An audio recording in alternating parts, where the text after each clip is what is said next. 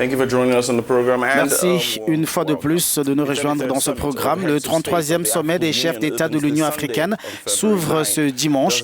Des dizaines de chefs d'État et de gouvernement sont attendus dans la capitale éthiopienne, Addis Abeba, qui abrite le siège permanent de l'organisation. Parmi les temps forts de cette rencontre, l'appel à plus de solidarité africaine pour un objectif exigeant le silence des armes. Le thème du sommet est en effet faire taire les armes pour créer des conditions favorables au développement de l'Afrique. Oui, Jerry, et ce sommet sera le moment pour l'Égypte, actuelle présidente de l'Union africaine, de laisser la place à l'Afrique du Sud en attendant de voir l'impact qu'aura l'arrivée de ce grand pays à la tête de l'organisation panafricaine. Nous allons maintenant être rejoints par Martial Zebelinga, économiste et sociologue, qui a bien voulu décrypter pour nous le thème choisi cette année par l'Union africaine. Martial Zebelinga, bonjour.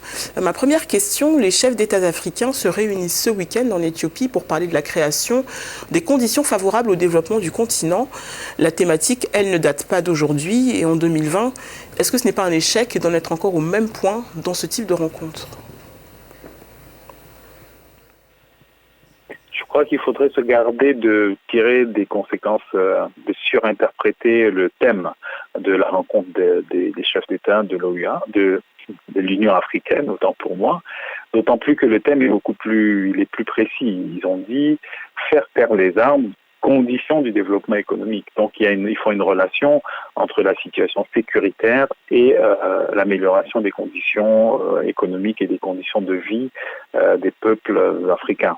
Alors, sur le fond, est-ce qu'il y a un échec des stratégies de développement depuis les années 60 ? Je pense que c'est à peu près certain, même s'il y a quelques progrès ça et là.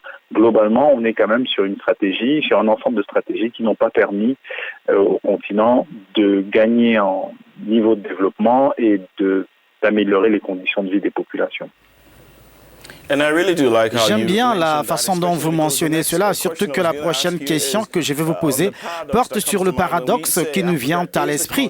Lorsque nous disons que l'Afrique est le continent de l'avenir avec des taux de croissance positifs, mais aussi avec toujours plus de chômeurs, les États accusés de s'endetter dangereusement pour les infrastructures et des jeunes oisifs qui veulent partir en Europe ou en Amérique et certains qui prennent des armes. Alors, l'explication, elle provient d'abord dans l'interprétation que grande partie de l'élite africaine fait de ce qu'on appelle la croissance, d'une part, et l'interprétation que les Africains font également des grands mots d'ordre occidentaux, qu'il s'agisse de Africa Emerging, qu'il s'agisse de Africa Rising, etc. Il ne vous a pas échappé que ce sont des concepts, ce sont des grandes idées qui viennent du monde occidental. Et lorsqu'on dit que la croissance africaine ou alors l'Afrique émerge, il faudrait qu'on creuse pour comprendre si ceux qui le disent parlent d'une Afrique qui émergerait pour elle-même ou pour les autres. Et quand vous regardez les textes ou les concepts d'émergence, par exemple, si on ne prenait que celui-là, qui est né dans les années 80, au moment où la finance occidentale recherchait des débouchés externes, eh bien, le concept d'émergence ne veut absolument pas dire que les Africains iront mieux. Il veut simplement dire que l'Afrique va avoir une surface financière susceptible de produire des gains pour la finance occidentale. Il en va de même lorsque les Occidentaux disent que l'Afrique est un continent d'avenir. Ça ne veut pas dire absolument pas que les Africains iront mieux. Ça veut dire que pour les économies occidentales, ce sera un meilleur marché. Mais alors, comment nos États pourraient-ils passer de la parole à l'acte ? Est-ce qu'on a aujourd'hui des modèles africains qui ont réussi et dont la stratégie pourrait être répliquée ailleurs sur le continent ? Alors, d'une part, les nouvelles ne sont pas terribles, effectivement, parce qu'on n'a pas changé de cap, de niveau de développement à proprement parler. On reste quand même dans des grandes insuffisances, mais il y a un ensemble d'initiatives. On voit que quelques pays aujourd'hui donnent l'impression d'avancer, de proposer des initiatives. Un pays comme le Rwanda, non pas seulement parce qu'il y a de la croissance, mais également parce que c'est un pays où on voit qu'il y a un vrai leadership très affirmé sur les questions économiques, sur les questions environnementales, etc. Ce qu'on peut retenir comme élément positif, en tout cas, c'est que s'il n'y a pas de leadership politique, mais surtout élitaire d'une façon générale, pour prendre à bras le corps ces questions-là, eh bien, on n'aura pas fait de progrès. Ça, c'est à peu près certain. Le Rwanda a des faiblesses parce que il dépend beaucoup quand même de l'aide extérieure, mais en tout cas, il montre que le leadership est important.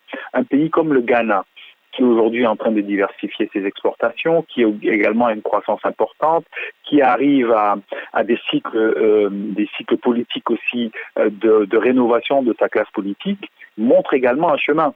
Sa faiblesse, c'est malgré tout que ça reste un chemin qui dépend beaucoup des matières premières. Mais on voit que avec l'amélioration de la gouvernance des institutions, on peut faire beaucoup de progrès.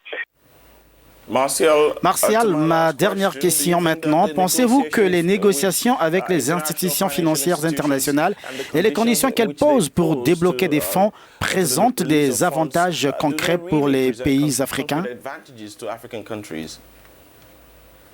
Mais vous savez très bien que ce qu'on appelle les organisations financières internationales, qu'il s'agisse du FMI ou la Banque mondiale, ce sont des institutions qui sont créées après la Deuxième Guerre mondiale, en 1944-1945, et qui sont objectivement créées pour soutenir la reconstruction de l'Europe, la reconstruction occidentale et le développement économique occidental.